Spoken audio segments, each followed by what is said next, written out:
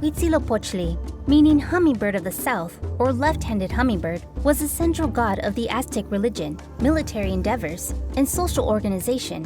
He was the god of war, the sun, human sacrifices, and the patron god of Tenochtitlan, the capital of the ancient Aztec Empire. He was described as a human-like figure with a black face, blue body, and the feathers of a hummingbird on his head and left leg. He always wore a blue-green hummingbird helmet because his association with the hummingbird is significant. These birds were seen as fierce warriors among the Aztecs, much like Huitzilopochtli himself. He also wielded a shield and the fire serpent, Xolotl, as a weapon, thus also associating him with fire. According to myth, his mother, Coatlicue, became pregnant by a ball of feathers on Mount Coatepec, the Serpent Hill. Her other child, who was already full-grown, was the female deity Xochiquetzal. She was angered by the manner by which her mother became impregnated and planned to kill her. Huitzilopochtli emerged from his mother's womb fully grown and armed, defending his mother by beheading his sister and throwing her body from the mountaintop. The Aztecs held various festivals for the sun god, the most important of which was Quetzalcoatl, held in December. This festival involved different kinds of ceremonies and human sacrifices. These sacrifices were necessary to appease Huitzilopochtli and ensure the continuation of the world. This practice was central to Aztec religious life and warfare. Tlaloc, one of the most important deities of Aztec mythology, primarily associated with rain, water, fertility, and agriculture. His name translates to "he who makes things sprout," believed to control water and rain, bringing both nourishing drizzles and destructive storms. Typically depicted with goggle eyes and fangs, often wearing a headdress adorned with feathers and carrying a lightning bolt in his hand. He rules over Tlalocan, a paradise where those who died through drowning, those who are struck by lightning, or those who died by a disease associated with Tlaloc. In the ancient capital of the Aztec Empire, Tenochtitlan, the main temple, Templo Mayor, was dedicated to both Tlaloc and Huitzilopochtli. Tlaloc's shrine was on the northern half, symbolizing the rainy season and agricultural fertility. He was worshipped greatly by the Aztecs, often at natural sites such as mountains, springs, and caves believed to be the earthly manifestations of his divine presence. In February, the Aztecs celebrated Atcawalo. During this time, various rituals and human sacrifices, particularly consisted of children, believing their tears to secure a good rainy season. Tezcatlipoca, one of the most complex and multifaceted deities in Aztec mythology, and known as the god of the night, sorcery, and destiny, he played a crucial role in Aztec cosmology and religion. Described with a black and yellow face, missing a foot, replaced by a serpent or obsidian mirror. Tezcatlipoca's name translates to smoking mirror, which refers to his association with obsidian mirrors used for divination and his ability to see into the future. Tezcatlipoca's black and yellow face represents duality and change, as he is both a creator and a destroyer, reflecting the balance of opposites in the universe. The Aztecs associated him with the night sky, the stars, and the cold. His sorcery was powerful, capable of transforming into various forms and animals. He was also believed to control human fate and fortune, influencing people's lives in unpredictable ways. As with many Aztec deities, human sacrifice was an essential aspect of the god's worship. Mixcoatl, a festival dedicated to the god, was held in May.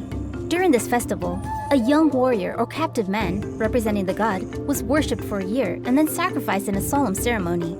Quetzalcoatl, being both a cooperator and rival of Tezcatlipoca, Quetzalcoatl is worshipped by not only the Aztecs, but also by different Mesoamerican cultures, including the Maya and the Toltec. Quetzalcoatl translates to feathered serpent or plumed serpent. This name reflects his association with both the sky, represented by the feathers, and the earth, represented by the serpent. He is known by different names in various cultures, such as Kukulkan among the Maya, often depicted as a feathered serpent, combining elements of a bird and a snake. In human form, he is shown wearing a conical hat and a wind jewel. This talisman was a conch shell cut at the cross-section.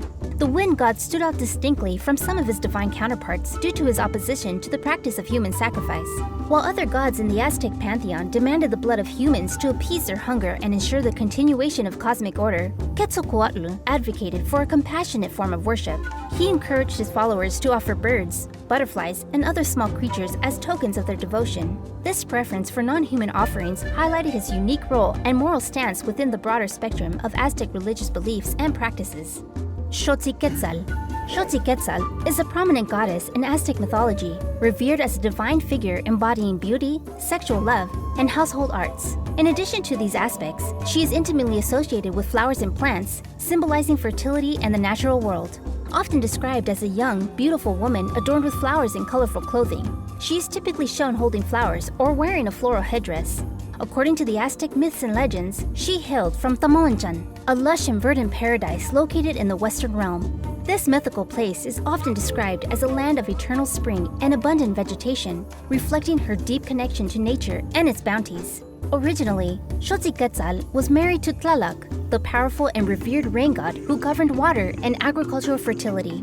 Their union symbolized the harmony between rain and the blossoming of plants. However, her extraordinary beauty attracted the attention of Tezcatlipoca, the dark and malevolent god of night and sorcery. Overcome by desire and envy, he abducted the goddess, taking her away from Tlaloc. He enthroned her as the goddess of love, thereby intertwining her divine essence with the powerful forces of passion and attraction. This dramatic shift in her divine role underscores the complexities and dynamic relationships among the gods in Aztec mythology.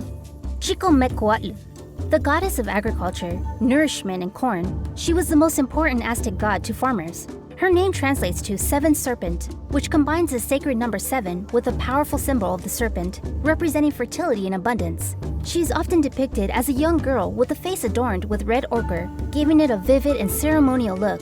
Atop her head, she wears a headdress crafted from paper, which is often intricately designed and symbolizes her elevated status or specific role.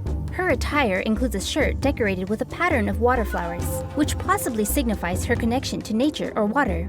Completing her outfit are sandals that appear to be made from foam, adding a practical yet symbolic touch to her overall appearance. Additionally, she is frequently portrayed carrying flowers and a shield that features a sunflower design, further emphasizing her unique and symbolic attributes. Mixcoatl, cloud serpent, was a god identified with hunting, the Milky Way, and the stars and heavens in general. He is the father of the southern constellations and the great Quetzalcoatl. Mixcoatl was the patron or main god of the Chichimecs and many other peoples who claim descent from them, and the Otomi of central Mexico. The later Aztecs largely replaced Mixcoatl with their own powerful sun and war god Huitzilopochtli. Mixcoatl appears wearing red and white striped body paint, a black mask on the upper part of his face, and eagle feathers. He is typically carrying a bow, bunch of arrows, and a hunting net or basket, and is sometimes in the act of slaying a jaguar, reminding of his role as a patron of hunters.